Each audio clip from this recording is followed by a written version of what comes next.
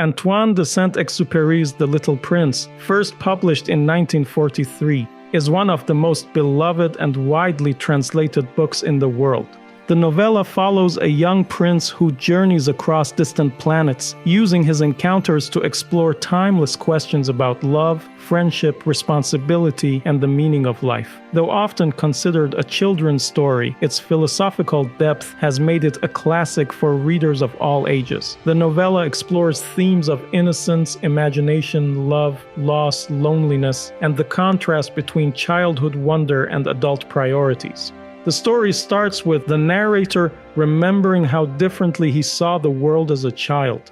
When he is 6 years old, he reads about boa constrictors swallowing animals whole, and he draws what he believes is a terrifying picture: a snake digesting an elephant. Adults look at it and see only a hat. When he draws the inside of the snake to explain himself, they tell him to stop drawing and focus on practical subjects. So he gives up the dream of becoming an artist and grows into a pilot, though he never loses his disappointment in grown-ups and their inability to understand what matters without an explanation. Years later, the pilot crashes his plane in the Sahara Desert. Alone, far from help, and with very little water, he expects only silence. Instead, a small blond boy appears and calmly asks him to draw a sheep.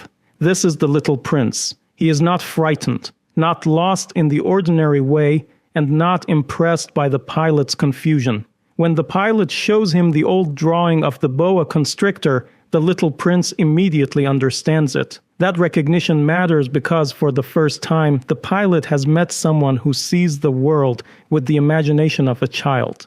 The pilot tries several sheep drawings, but the little prince rejects each one. Finally, the pilot draws a box and says the sheep is inside it. The little prince is delighted because this lets him imagine exactly the sheep he wants. Slowly, the pilot learns that the prince comes from a tiny planet, probably asteroid B612, a place so small that a sheep could wander only a short distance. The pilot also explains how adults need numbers, proof, and facts before they believe anything, while children understand through wonder. As the days pass, the little prince reveals more about his home. His planet has 3 volcanoes, one of them inactive, and he carefully cleans them. It also has dangerous baobab seeds. If the shoots are not removed early, they can grow into huge trees and tear the little planet apart. The lesson is simple but serious. Small problems become destructive if they are ignored. The prince takes care of his world every day because responsibility begins with what is closest to you. The prince also loves sunsets. On his planet, he can watch one simply by moving his chair, and once he watches 44 sunsets in a single day. The pilot understands that the prince must have been very sad then, though the prince does not say so directly. But the deepest sadness comes when the prince asks whether sheep eat flowers. The pilot, busy repairing his plane and worried about survival, snaps that he has more serious things to do.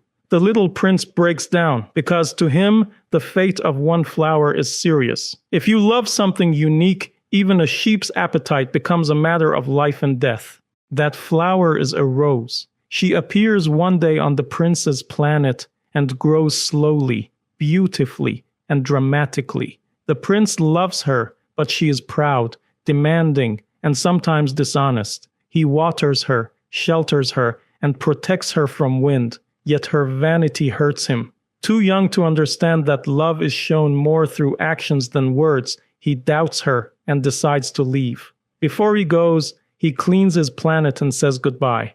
The rose finally admits she loves him and apologizes, but she also sends him away so he will not see her cry. The prince begins traveling from planet to planet, and each stop shows him a different kind of adult foolishness. He meets a king who wants to command everything, but only gives orders that reality already obeys. He meets a vain man who lives only for admiration. He meets a drunkard trapped in a cycle of shame. He meets a businessman who claims to own the stars, but does nothing loving or useful with them. These encounters teach the prince that grown-ups often confuse control, praise, escape, and possession with meaning. Then the prince meets a lamplighter, and this visit feels different. The lamplighter has a silly, exhausting job because his tiny planet spins so quickly that he must light and extinguish his lamp every minute. Still, he is faithful to something beyond himself, and the prince respects that. On the next planet, he meets a geographer who studies places but never explores them. The geographer explains that flowers are not recorded because they do not last forever. This shocks the prince. For the first time, he understands that his rose is fragile, and leaving her suddenly feels like a mistake. The geographer sends him to Earth. At first, Earth seems empty because the prince lands in the desert. A snake speaks to him in riddles and hints that its bite can send him back where he came from. The prince then meets a lonely desert flower, climbs a mountain where only echoes answer him, and finally finds a garden full of roses. This devastates him. His rose had made him believe she was the only one of her kind. Seeing so many similar flowers makes him feel poor, ordinary, and foolish. Then the fox appears, and the prince's understanding changes. The fox explains that friendship is created through time, patience, and care. To tame someone means to build a bond, and once that bond exists, two ordinary beings become special to each other. The prince tames the fox, and when it is time to leave, both of them feel the pain of parting. But the fox says the sadness is worth it because the wheat fields will now remind him of the prince's golden hair. Before they say goodbye, the fox gives the prince the truth he has been searching for. What matters most cannot be seen with the eyes. The prince returns to the rose garden and understands that his rose is not special because she is the only rose in the universe. She is special because he has cared for her, sheltered her, listened to her, and loved her. His time and care have made her his responsibility. The prince continues through Earth and meets people who reveal how restless and distracted adults can be. A railway switchman tells him that people rush from place to place without knowing what they are looking for, while children alone seem awake to wonder. A merchant sells pills that remove the need to drink water, saving time. But the prince thinks that if he had extra time, he would spend it walking slowly toward a fountain. Again and again, the prince sees that efficiency without meaning is empty. Back in the desert, the pilot is running out of water. He is frightened, but the prince reminds him that having a friend matters even near death. Together they walk through the night searching for a well. The prince says the desert is beautiful because it hides water somewhere, and the pilot begins to understand the fox's lesson. The most important things are often invisible.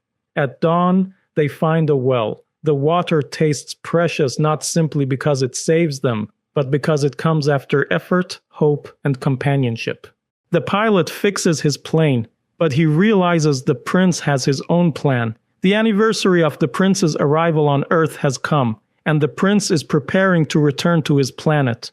Near the well, the pilot sees him speaking with the snake. The prince explains that his journey home will look like death, because his body is too heavy to take with him. He tells the pilot not to watch and tries to comfort him by saying the stars will now sound like laughter, since the pilot will know the prince is somewhere among them. That night, the prince slips away, but the pilot follows. The prince is frightened too, especially because he loves his rose and knows she needs him. The snake bites him, and he falls silently.